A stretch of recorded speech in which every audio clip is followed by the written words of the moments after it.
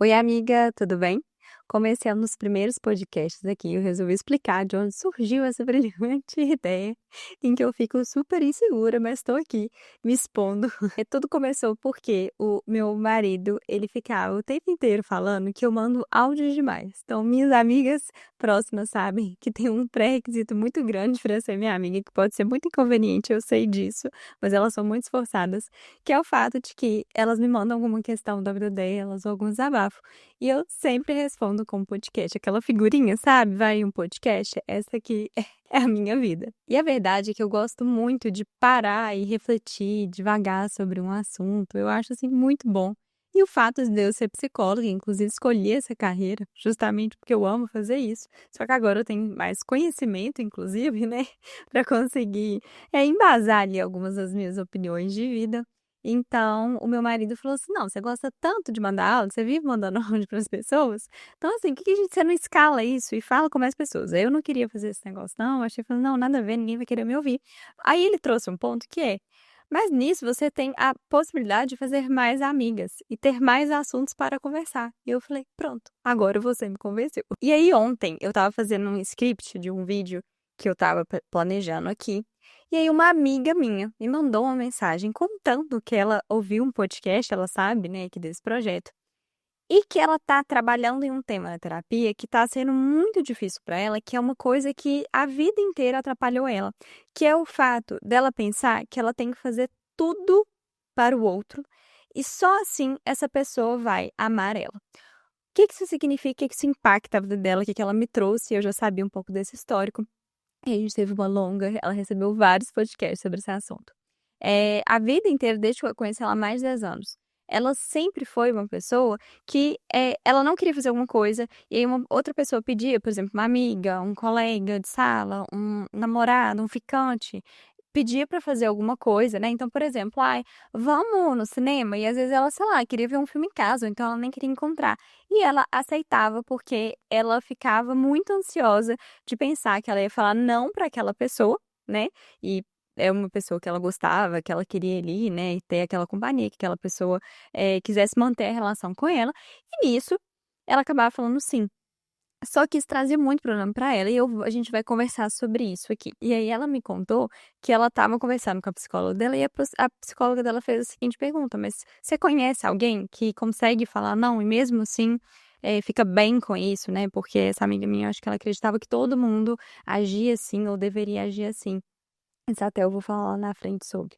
E aí ela trouxe que ela lembrou muito de mim, que ela falou: "Nossa, quando eu conheci a Paulinha, ela, conseguia falar não, conseguia se posicionar". Eu acho bonitinho, porque ela lembra de uma cena que essa é uma amiga minha da faculdade, e ela lembra de uma cena em que estava nós 2, assim, a gente estava fazendo trabalho em grupo com umas meninas da faculdade, eram as meninas, tipo, mais populares, assim, digamos, a gente era bem novinha. E aí essas meninas pediram pra ela ir na cantina comprar bala, tipo assim, um pedido nada a ver. E aí na hora eu parei e falei assim: "Não, ela não vai comprar bala, vocês estão com vontade, vocês podem ir". E aí ela falou que ela que ela ficou chocada, assim, com a forma que eu falei de forma tranquila, eu nem lembro gente, mas ela traz isso, ela fala: "Não, você falou de uma forma tranquila, mas você conseguiu se posicionar e eu não conseguia fazer isso, eu tinha muita dificuldade". E uma das coisas que eu acho que faz diferença é porque realmente eu não tenho tanto essa questão dessa crença, né, de que se eu fizer tal coisa, a pessoa imediatamente não vai gostar de mim ou simplesmente não, vai me querer por perto.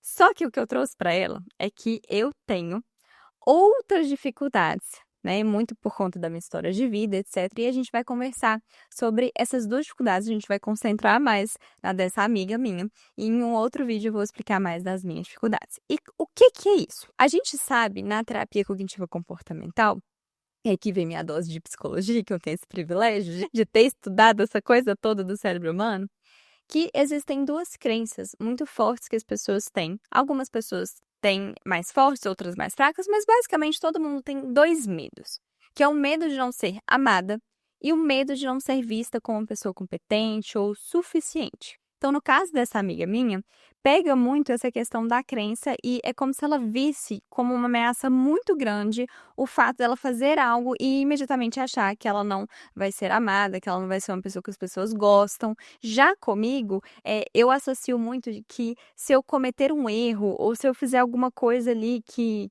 a outra pessoa não espera, né, esperava que eu entregasse melhor, eu já associo muito que vão me ver como incompetente ou como insuficiente. E por que que isso acontece, né? Se a gente for para pensar, talvez você deve ter se identificado, e assim, a gente vê muito, nós psicólogas, a gente vê isso muito dentro da clínica. E por que que é algo que a gente tem em comum?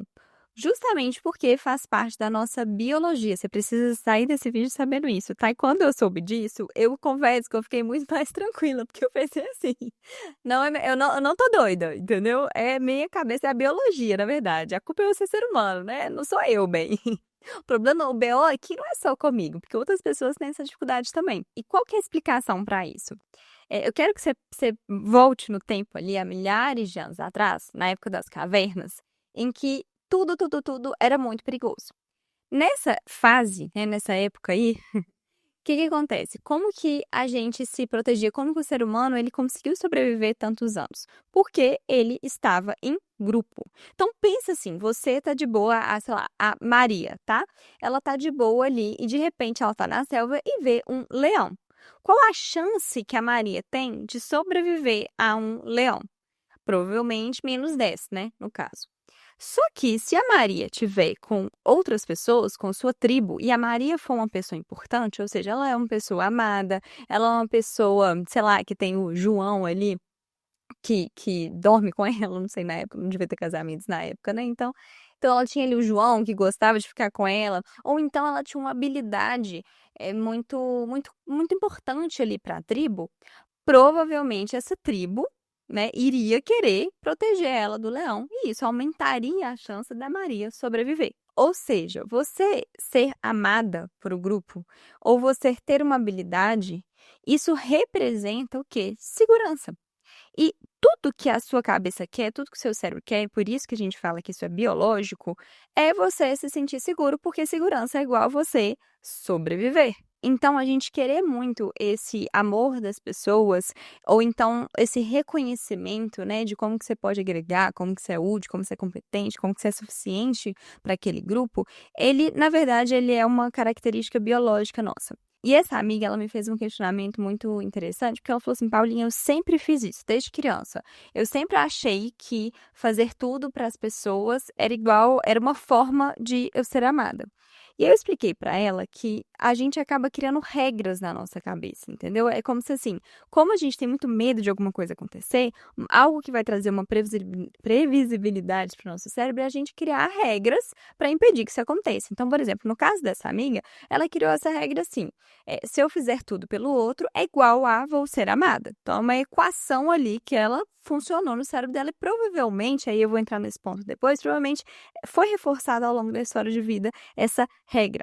No meu caso, era assim: se eu fizer perfeito, né, se eu fizer alguma coisa muito perfeito, conferir várias vezes que eu não vou errar, é igual a vou ser vista como competente. Então, eu sempre era aquela pessoa que entregava muito a mais, que fazia muito a mais, que meio que previa, sabe? Ficava pensando assim, o que que essa pessoa pode precisar? Às vezes a pessoa nem tinha me pedido, eu já tentava entregar para aquela pessoa antes, para essa pessoa me achar muito competente, ficar muito impressionada com o meu trabalho. Só que às vezes isso gerava um custo enorme na minha vida. E aí, o que que a gente estava conversando? Que é difícil pra caramba mudar isso. Ela falou: "Ô, eu já tô há muito tempo na terapia e o tempo inteiro esse negócio fica martelando na minha cabeça. O tempo inteiro, quando ela vai ver, ela tá fazendo ali o que o outro quer, e aí a coisa embola muito." Eu vou falar, inclusive, as repercussões disso se a gente continua mantendo esse padrão. Mas, o que que você precisa saber? Que a nossa cabeça, ela tende muito a fazer regras rígidas, meio que 8 ou 80, sabe? Então, se você fosse olhar para essa equação que acontece na cabeça dela, que é: se eu fizer tudo para o outro, é igual a vou ser amada. Você acha que 100% das vezes isso é verdade? Você acha que assim, então se você fizer tudo para todo mundo, você vai ser amada, e se você não fizer o que o outro quer, é igual a vou ser rejeitada.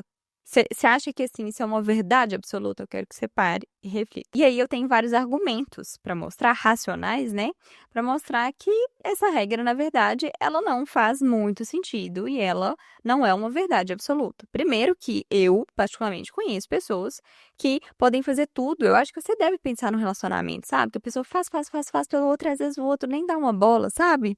Às vezes o outro nem. Às vezes o outro acha até chato, sabe? Nossa, ela tá sempre ali no meu pé, ela faz tudo que eu quero mesmo. Então, assim, nem sempre a pessoa fazer tudo, isso significa que ela vai ser amada e reconhecida. Uma outra coisa que eu também percebo, o fato de você falar não, ou seja, você não fazer o que o outro quer, não significa que a pessoa imediatamente vai te rejeitar. Então, eu quero que você pense em alguém que recentemente falou não pra você, né? Rejeitou, você queria fazer alguma coisa, essa pessoa falou não. Você pode até ter ficado com raiva dessa pessoa, não gostado, né? Eu sei que receber não pode ser chato, mas isso fez com que você detestasse a pessoa, falasse não quero mais contato, ou então perdesse o amor por ela? Então, toda vez que você estiver tendo uma regra muito rígida na sua cabeça, e eu gosto muito de colocar essa regra no papel. Porque às vezes a gente fica pensando nessas coisas como se fossem verdades absolutas e a gente nem percebe. E aí, a gente fazer esse exercício de pensar assim: tá, se eu fizer tal coisa, isso aqui é igual a isso aqui. Então, fazer as coisas pelas pessoas é igual a ser amada. Será que é mesmo? Então, é essa ação de sentar e questionar. Porque, como você está no automático, essa equação ela vem muito de um pensamento automático seu. De repente, ali você já está pensando aquilo, tomando ali como verdade. A gente faz isso mesmo porque sua cabeça quer economizar energia. Então, você já assume as coisas que você aprendeu como uma verdade absoluta. Mas nem tudo que a gente aprende dos nossos pais ou da nossa história de vida realmente é daquele jeito. Então, a gente colocar no papel ajuda a questionar e trazer argumentos para mostrar que talvez você está interpretando errado aquele negócio. E aí, uma outra tática é você usar o exemplo de outras pessoas. Então, por exemplo, se não, às vezes a gente está com a emoção muito aflorada, então a gente vai ter a tendência de querer mostrar que aquela regra que a gente criou tá certa. E aí o exercício é, às vezes, tentar ver por outra pessoa. Então, por exemplo, essa amiga trouxe que quando ela viu essa regra, ela lembrou de mim. E por isso que ela trouxe, né, que ela me mandou esse áudio. Ela falou, Paulinho, eu já vi você falando não algumas vezes, e isso não fez com que eu não te amasse, ou então que, enfim, seu marido não gostasse de você mais, ou então as pessoas ao nosso redor não gostassem de você. Realmente, né, ou seja, é importante às vezes você ver o outro, porque isso quebra essa coisa que a gente colocou na nossa cabeça. No meu caso, que tem essa regra se eu fizer perfeito, então você é uma pessoa competente, quem me ajudou muito a quebrar essa regra, e isso é um dos passos que a gente tem que fazer, é mais difícil, né, do que infelizmente é mais difícil do que parece, foi meu marido, porque eu já vi o Lucas errando algumas vezes, eu vou até contar isso em um outro episódio, se você quiser, mas o Lucas me ajudou muito a quebrar, porque algumas vezes eu vi ele cometendo erros no trabalho, e mesmo assim, ele e até ele mesmo, né, e até as pessoas ao redor, não viam ele como uma pessoa incompetente, como na minha cabeça aconteceria. E aí, quais são as 2 coisas que eu mais percebo, assim, que traz prejuízo, ter isso com muita rigidez? A primeira coisa é que, normalmente, a gente acha que as pessoas têm as mesmas regras e os mesmos pensamentos que surgem na nossa cabeça, mas muitas vezes elas não têm. Então vamos supor que a Maria, ela tá o tempo inteiro fazendo as coisas pro namorado dela. Então ele chama ela pra ir num evento de família, ela não quer ir, ela quer ficar com a família dela, mas ela vai porque ela tem medo dele não amar ela se ela não for. Ou então, ela tem alguma questão no trabalho, ela quer, sei lá, tá no final de semana, o chefe dela pede as coisas e ela não consegue falar não, porque ela tem medo do chefe dela parar de gostar dela. Então, o tempo inteiro ela tá ali naquela prática, falar assim, falar assim. Aí vamos supor que, de repente, o João fala com ela que não tá muito afim de ir no cinema assistir aquele filme lá que ela queria no domingo, que ele tá querendo muito descansar. O que que acontece? A pessoa que ela vive falando sim para tudo, ela pode ter a interpretação, e aí você vai pensar se isso acontece com você, tá? Poxa, eu falo sim porque eu quero muito que ele goste de mim. Ele tá falando não na cara dura pra uma coisa que eu quero. Será que ele gosta de mim o mesmo tanto que eu gosto dele? Será que ele faz questão de mim igual eu faço dele? Igual eu me importo com a opinião dele? E isso é muito sofrido e pode ser até um pouco injusto, porque, na verdade, é como se, como você está tão acostumado a falar assim, às vezes o não do outro se torna muito sensível para você, porque é um tema sensível na sua vida. Então isso faz com que vire uma relação um pouco desgastante, porque a Maria tá o tempo inteiro falando sim, aí quando o outro, aqui eu tô dando exemplo do João, fala não, pode ter mil interpretações sobre esse não, sendo que às vezes esse não só é uma, sabe assim, é um não, ok, assim, não tem um grande significado por trás disso. Sabe? Ainda mais se não teve uma grande conversa, ou se não é uma coisa tão importante, né? Pelo menos que o João interpretou que era tão importante assim para Maria. Muitas vezes o não para o João é só um não. Mas para Maria, esse não tem uma grande consequência ali, como se fosse assim: ah, se ele é de boa de falar não para mim, então será que ele gosta de mim? Será que ele se importa comigo? Percebe que é uma coisa muito mais profunda? Então, por isso que a gente tem que ter muita clareza das coisas que passam pela nossa cabeça. Senão a gente vai começar a achar que todo mundo pensa daquele jeito. E aí você precisa saber que não. Eu vou te dar essa má notícia. As pessoas não pensam como a gente, dependendo. Eu achava que era assim. Todo mundo tinha a mesma linha de raciocínio que eu. Até eu conhecer meu marido e começar a entrar um pouco na cabeça dele e falar: gente, como assim? Esse homem vive em Nárnia, praticamente. Mas assim, muito diferente. E a segunda coisa que pode acontecer é a pessoa que fala o tempo inteiro sim, né, com esse objetivo das pessoas gostarem dela, etc. Pode ser aquela pessoa que fica muito cansada, porque, gente, é muito cansativo você não conseguir se posicionar. Muito cansativo você tá um tempo inteiro aceitando as coisas e pensando assim: nossa, eu queria mesmo estar fazendo outra coisa. E aí, o que pode acontecer com você, se você tem essa prática? Você faz, e de repente você estoura. Então é como se a Maria, ela estivesse falando sim, sim, sim, sim pro João, e de repente o João pede mais uma coisa. E aí, sabe aquela uma coisa que vira a gota d'água? E a Maria fala assim: cara, eu não aguento mais, você só pede, você só suga de mim. Ainda mais se o João às vezes fala não, né? Aí é pior ainda o cenário.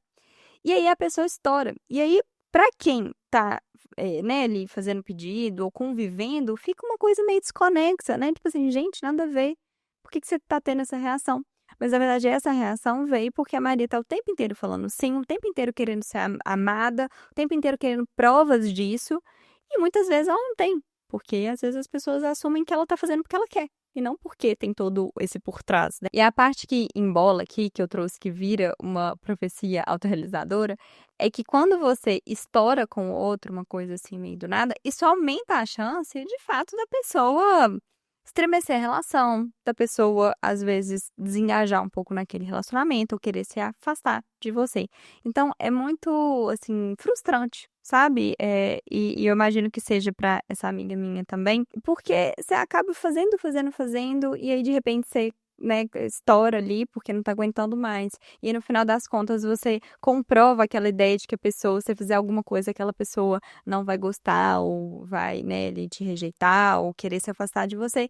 E isso é muito ruim, porque vai dar a ideia que você realmente precisa fazer tudo que o outro quer. E não é assim que relacionamentos saudáveis sobrevivem. Então, eu preciso te falar que existe uma outra forma de conduzir essa coisa toda. A primeira parte, então, a gente vai por partes aqui, tá? A primeira coisa é aquilo que eu te falei, de você pegar essa regra que você tem na sua cabeça. Eu usei um exemplo aqui, tá, gente? Que é eu tenho que fazer tudo que o outro quer igual a ser amada. Então, esse é um exemplo. Às vezes você tem outra regra na sua cabeça, você precisa refletir e você vai colocar no papel. Então, a primeira coisa é identificar. Então, a gente fica embolada que não está incomodado, as coisas não estão funcionando, sabe? Você não sabe o que está acontecendo. Então, primeiro a gente tem que identificar. A segunda coisa é questionar se essa regra é 100% verdade.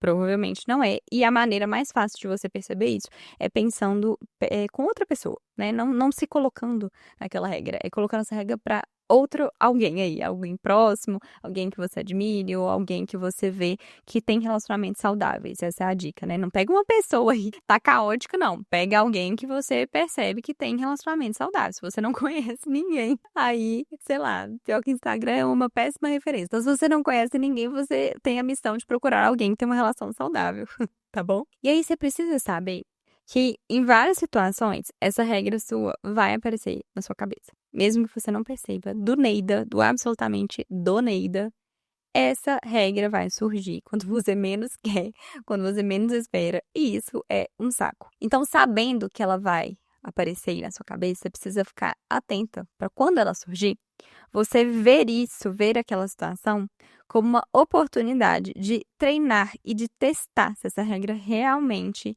ela faz sentido. Eu vou pegar um exemplo aqui com essa amiga minha. Uma coisa que eu sempre faço, eu acho que ela nunca percebeu, mas eu até comentei disso ontem com ela. Toda vez que a gente vai no restaurante, eu percebo que ela fica assim: "O que que você quer?". "Não, pode pedir, pede que você tá com vontade". E aí, eu não faço o pedido até ela falar o que que ela tá com mais vontade. Mesmo que ela fale alguma coisa que eu não gosto, por exemplo, ela gosta muito de pato. Eu detesto pato. Então, mesmo se ela falar alguma coisa, pelo menos eu vou estar ajudando ela a falar, né? Eu quero que ela se sinta segura comigo, a ponto dela saber que ela pode me falar a preferência dela. Mesmo que a gente fale, eu falo assim com ela, olha, vamos outra, alguma que a gente tem em comum. Eu quero treinar ela, e eu falei isso com ela, ela rachou os bicos. Mas eu preciso de treinar até você entender que é confortável, que é bom falar as coisas que você quer comigo, que é bom você se posicionar primeiro, porque só você entender o que o outro quer é um automático que é muito perigoso. Então, uma coisa, não tô falando que a gente tem que fazer, pelo contrário, tá, gente? Não quero que você ache assim, então a gente tem que fazer só o que a gente quer. E não, esse não é o caminho. O negócio é a gente saber o que a gente quer, a gente conseguir se posicionar e dependendo a gente vai encontrar um caminho comum. Então, por exemplo, ela gosta muito de pato, mas às vezes eu falo assim, olha, eu não gosto desse, mas vamos na burrata? O que que você acha? Ah, não, vamos no carpaccio. Tô dando um exemplo aleatório aqui. Mas assim, é necessário, sabe? Porque às vezes eu falo, sei lá, vamos no, sei lá, bolinho de bacalhau. E ela não gosta do bolinho de bacalhau. E aí ela vai virar e vai falar, tá bom, porque ela quer me agradar. E eu não quero isso, entendeu? Bons relacionamentos é meio que sempre um cedendo um pouquinho, sabe? Não é só alguém cedendo e a outra pessoa, sabe? Ai, que ótimo, essa daqui só cede e eu recebo sim pra tudo. Isso não é legal, isso não é saudável pra nenhum dos dois lados, inclusive. E a dica é você tentar quebrar essa regra. E você pode começar pequeno. Mas você vai quebrando essa regra aos poucos. Esse exemplo do restaurante, ele parece bobo, mas seria um grande passo para essa amiga minha de chegar num momento ali, sei lá, com o namorado, ou com a família, com amigas, e trazer assim, olha, eu tô com vontade dessa comida, o que que vocês acham? Em vez de ficar toda hora tentando ler o que o outro quer e aceitando só.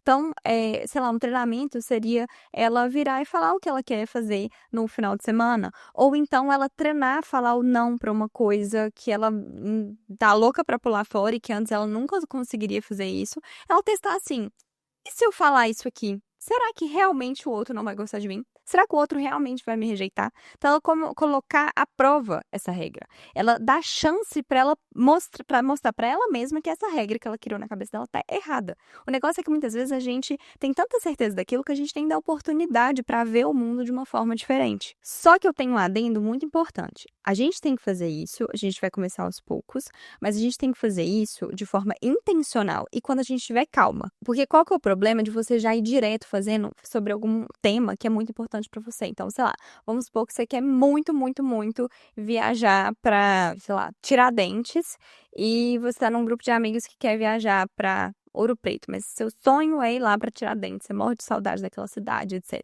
E aí vamos supor que você tá numa fase que você tá muito cansada e tudo, e aí você começa a querer colocar os seus limites em um dia que você tá cansada, que você já brigou com o seu namorado antes de vocês decidirem pra onde vocês vão, e aí você pensa assim: "Ah, ótima oportunidade pra eu colocar aqui a minha opinião". Se você tomar um não nessa hora, tá, ou seja, as pessoas falam assim: "Nossa, não, nada a ver, Tiradentes não, vamos pra Ouro Preto mesmo". Pode ser que você, de novo, pense assim: "Tá vendo, eu estava certa, melhor nem dar minha opinião". E aí você começa a comprovar essa regra sua. Então você começa a quebrar essas regras quando você tá mais calma, de uma forma intencional, e que se você ouviu um não, você vai conseguir ter cabeça suficiente para não apelar e pensar assim: "Tá, qual que é o meio termo?". Então seria assim, sei lá, ela quer muito pedir o pato, né, que eu falei. E eu viro e falo assim: não gosto de pato". Seria ela virar e falar assim: "Ai, tá vendo? Melhor nem falar. As pessoas não fazem o que eu quero mesmo". Ela vai com a ideia de você fazer isso com calma, de forma intencional, você tem que estar receptiva que o outro talvez fale não, e que não é porque ele não gosta de você, é porque apenas ele, sei lá, não gosta daquela comida, ou então ele, né, ele não acha que aquilo ali é tão importante, gostaria de comer algo que ele gosta também. E como você vai estar aberta, você vai conseguir parar e falar assim: "Olha, que pena que você não gosta de pato, qual outra comida você gosta?" E vocês dois, né, acharem ali o que tem em comum. E aí, ao longo do tempo, você vai criando repertório para entender que essa regra não é uma verdade absoluta e que é possível você se posicionar, é possível você falar não para coisas que você não quer ir, é possível você vai dar opinião, pode ser que depois você ceda, pode, mas que o seu automático seja trazer ali o que te faz bem, o que não te faz bem. E aí, quais são os cenários que podem acontecer se você conseguir aplicar isso tudo que eu falei? A primeira é você aprender que as coisas podem ser do seu jeito de vez em quando e que as pessoas às vezes vão gostar de fazer as coisas que você gosta, que você faz questão. E que o ato de falar não, às vezes a pessoa simplesmente vai falar: "Tá bom, ok, não vai ser tão importante assim". Ou então ela vai até te conhecer mais, porque ela vai descobrir coisas que você não tem preferência e ela vai conseguir certamente sustentar isso e falar: "É, realmente ela não gosta daquilo". É bom que você já se torna uma pessoa muito mais previsível para essa pessoa, porque você vai conseguir direcionar ali quem convive com você, o que que você gosta, o que que você não gosta. Porque o problema da pessoa, que ela fica ali o tempo inteiro aceitando, o tempo inteiro topando tudo, é porque no final do dia a pessoa nem sabe o que que você gosta, o que que você não gosta. Às vezes nem você sabe, inclusive, o que que você gosta, o que que você não gosta, porque você tá topando tudo, não tem essa reflexão por trás, que é ruim, você acaba não se conhecendo e os outros também não. A segunda coisa é que você pode ver que existem formas de ser bom para as duas pessoas. Então é isso, às vezes as coisas não vão ser do seu jeito, mas não necessariamente não vão precisar ser sempre do jeito do outro. Que às vezes existem caminhos, então o exemplo é a burrata ali no restaurante, que os dois fiquem felizes. Acaba que o nosso cérebro, ele é muito rígido, né? Então, é muito comum, assim, sei lá, às vezes eu fico muito presa nas coisas de ou é isso ou é aquilo. E a gente esquece que as coisas podem ser um "e", né, um mais. Então, eu dou muitos exemplos de comida, mas ele serve para várias decisões, para vários conflitos, inclusive, que às vezes a gente fica tão preso no: "Ah, tem que ser do jeito dele, tem que ser do meu". E se vocês escolhem um caminho que os 2 cedem um pouquinho, né, mas os 2 também ficam felizes um pouquinho? Pode ser. E o terceiro cenário, que eu sei que não vai agradar muito, mas é você ver que às vezes você não tá se relacionando com pessoas muito bacanas. Às vezes pessoas que têm muito essa crença, né, de que ela não vai ser amada e nisso ela faz muito as coisas pelos outros, pode ser, né, que se for o seu caso, você atraia, pessoas que não sustentam um não, né, pessoas que não pensam nas outras. Às vezes tem pessoas que são mais egoístas. E elas querem as coisas do jeito delas. E essas pessoas, no geral, elas não sustentam um não. E qual que é o pulo do gato aqui?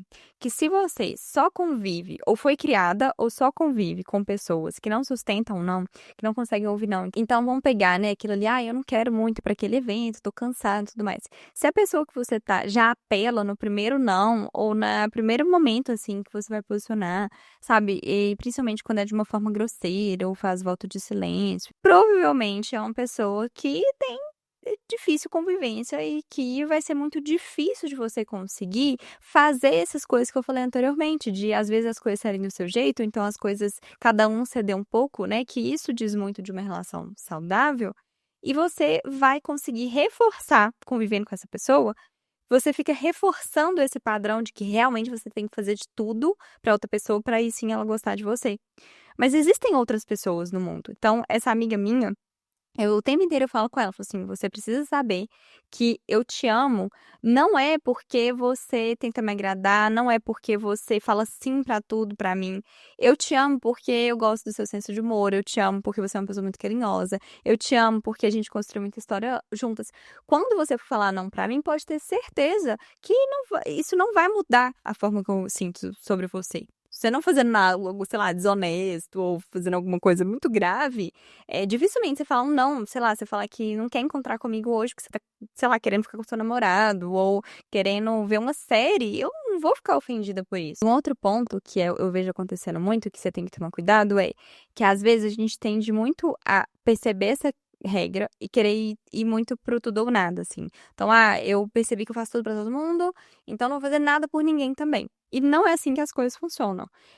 Essa característica de você fazer as coisas pelo outro, você querer ser amada, é uma característica adaptativa, muitas vezes.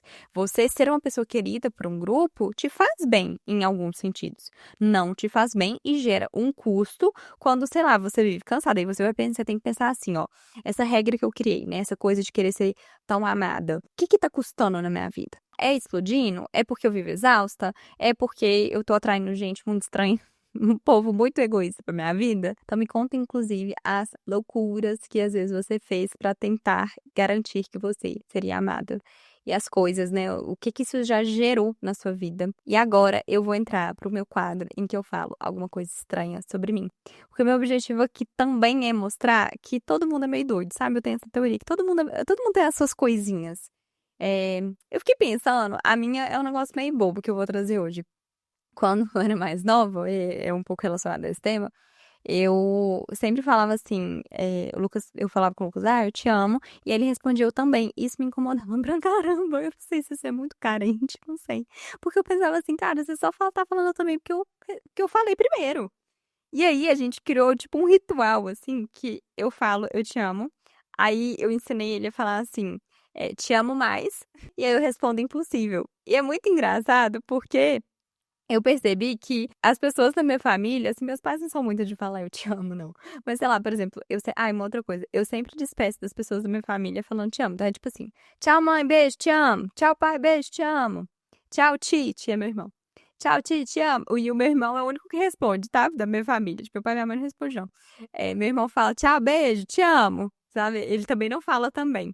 Enfim, isso é uma curiosidade muito aleatória, mas eu não sei se é muito carente, mas a gente sempre faz isso. Eu te amo mais, impossível. E aí, assim, tipo, você já é um, sabe, assim, a gente tem, todo meio dormindo assim, fala, tchau, beijo, te amo, boa noite, impossível. Enfim, essas coisas, né, de casal. Vocês também têm uns negócios meio esquisitos de casal? Então me mandem outros desabafos. O objetivo aqui é você ter uma amiga psicóloga, mas mais amiga do que psicóloga. Vocês vão ver que eu vou trazer muitas coisas pessoais ainda. Então me manda aqui os desabafos pra gente conversar. E vocês podem discordar de mim, inclusive, trazer outras perspectivas, tá bom? Beijo!